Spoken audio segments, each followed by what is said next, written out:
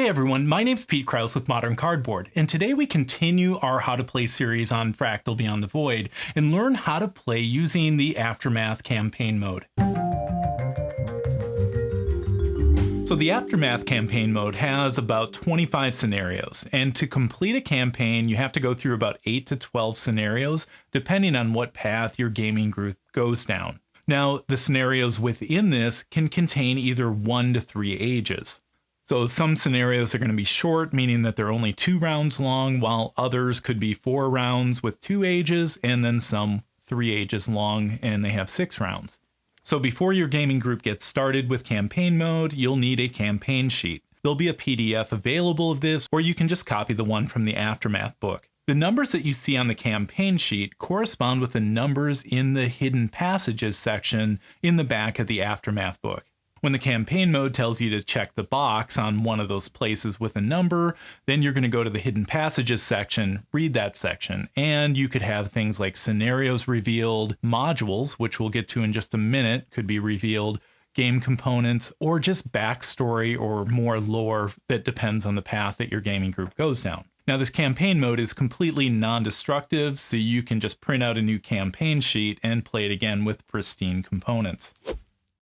So now you're ready to get started with campaign mode. So the first thing you and your gaming group are going to want to do is read the backstory within the Aftermath campaign book. After this, you'll move to the first game, and the first game is just a standard core game that your game group will play through. And the winner is determined by the player who scores the most victory points. However, the next path that you go down depends on the type of victory points the winner scored the most of. So for instance, in the demo version of the Aftermath campaign that I have, if the winner scored more points in military, then you continue with Dawn of War. And if they scored more points in Imperial, you go to the Dawn of Order scenario. In the production version, you'll have the other paths available.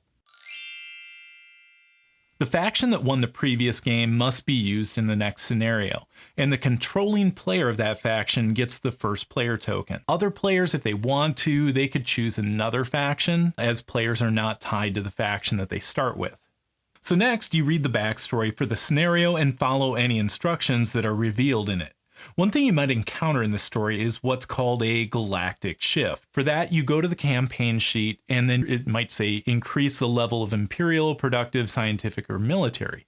When you do that, you just check the box, you go to the hidden passages section and read that section. And that's where you may unlock things that impact and fit your current storyline, like additional backstory, side quests, components, or modules, which I'll talk about next. So if we look at modules, there's 10 of these that can be unlocked, and modules can be thought of almost like a mini expansion. Some of these just come with rules alterations, but others come with components that you're going to add to the game.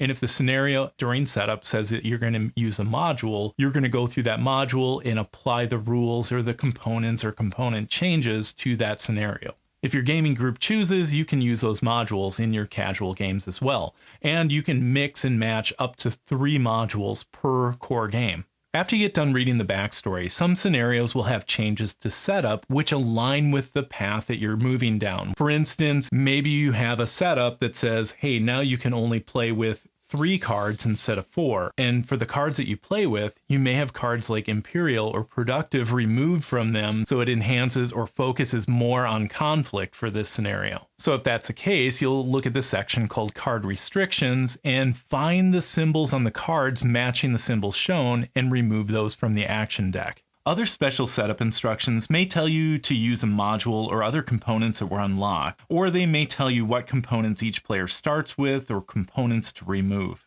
After you're done with special setup instructions, some scenarios then provide special rules and special victory conditions that you'll apply to the scenario.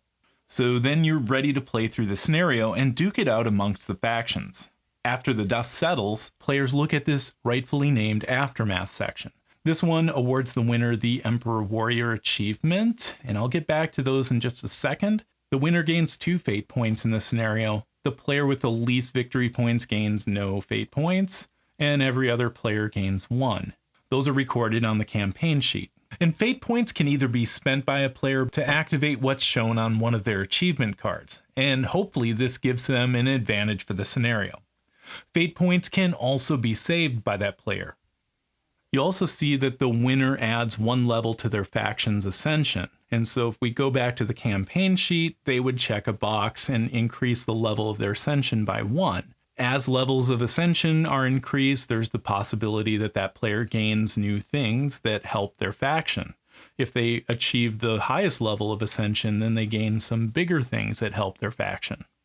And then we go back and see that the loser adds 1 level to their faction's extinction. And when a faction goes completely extinct, it's removed from the game and can no longer be used during that campaign. However, like I said earlier, players are not tied to their faction, so they can just select another faction and continue the campaign, but they'll have to carry the guilt of how they made that other faction go extinct. And then going back to the aftermath section, we see that we move on to this next scenario.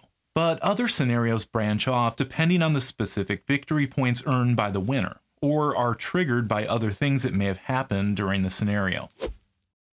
So as you go through the campaign guide, it's divided into 3 chapters. In later chapters, you'll start to impact this equilibrium of the galaxy. And that can show things are either in decline, growing, or in balance. And then as you check these boxes, you'll go to hidden passages to see what's revealed.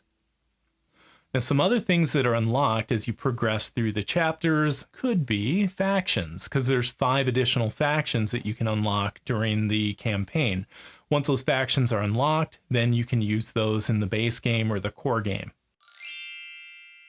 So that really covers everything you need to know about how to play through the Aftermath campaign mode. So the next thing really for you and your game group to do is just play through it until you reach an ending, and then maybe play through it again.